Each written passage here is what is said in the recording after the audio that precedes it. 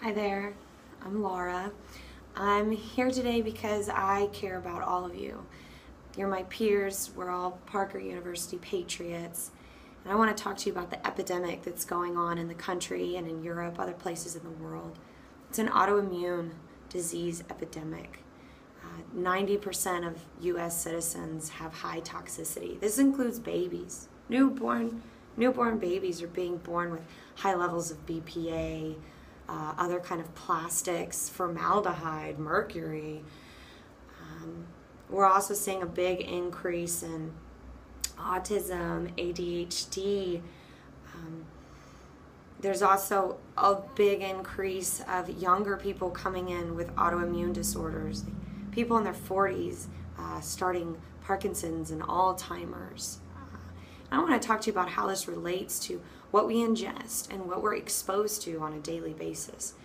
The Autoimmune Disease Related Association tells us that 1 in 12 American women and 1 in 21 men have an autoimmune disorder. So that means one of us is probably affected. An autoimmune disorder, they come in many forms. It can be rheumatoid arthritis, MS, diabetes. It's just whenever the body is attacking itself. So why does the body attack itself? What's up with that? So just imagine, if you can, a perfectly round sphere, and we'll call it your body's protein. Okay? What happens when you ingest things like BPA or food dye is it puts a cone right on top of that sphere. They have very similar molecular structures. It's called molecular mimicry.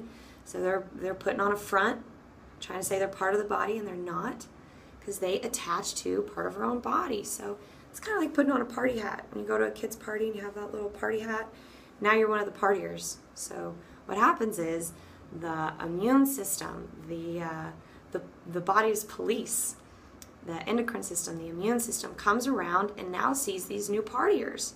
It doesn't recognize as your own protein, it recognizes it as a foreign body that needs to be dealt with and kicked out. So your immune system starts eating away at these foreign bodies.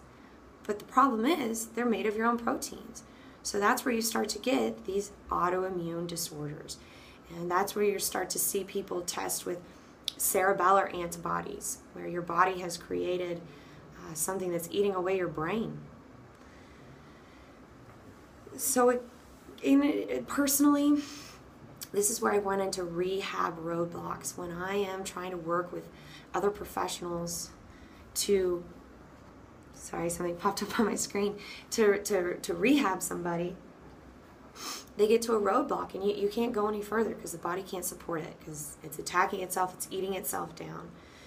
However, there are many ways that we can avoid contact with a lot of toxins. Your body has tolerances. Chemical, dietary, protein, environmental tolerances. So we're all allergic to gluten. We're all allergic to soy. We're all allergic to peanut. We all have the same allergies. It's just how much do we stack up until we reach to a breaking point. So the biggest way we are exposed to BPA, bisphenol A, is through what we drink out of. BPA is also very reactive when it's heated. So we've all probably drank out of coffee with a plastic lid on it. Now it's fall, some pumpkin spice could be thrown in there. Be careful of the dyes that they use in the pumpkin spice as well. So when the tests have been shown that when plastics are heated or exposed to acidity, like sodas, more BPA is pulled out of that plastic, and then you ingest it, and then we start to party, right? So the three main ways I've learned to avoid BPA is don't drink out of plastic and don't cook with it. I've been guilty of putting that plastic stuff in the microwave, eating it out, and it's an endocrine disruptor. It is disrupting your endocrine system. I have plastic things I cook with. Again, I've seen it melt. Another big way that we're all exposed to BPA is our sales receipts. Those receipts are not paper, they're plastic. That's how you can print on them so conveniently. And our fingertips are very absorptive. you absorb a lot through your fingertips and the bottoms of your feet. So if you don't need your receipt, if you're not going to use it, don't take it. So my plea to you is just to stop eating and drinking plastic and food dye, just like we've stopped eating and drinking out of lead, and we've stopped breathing in asbestos. We now know those things are bad for you, and we now know that plastic and food dye is also very disruptive and very bad for you. So thank you for your time, and I hope we can have some different parties. So that was my last point. Why has this happened? The FDA has said that, well, small amounts, they used to say small amounts aren't bad for you, and the reason is because it's profitable. One of the videos we watched in class, with unhealthy eating comes unhealthy risks. The woman who was talking so well about fast food.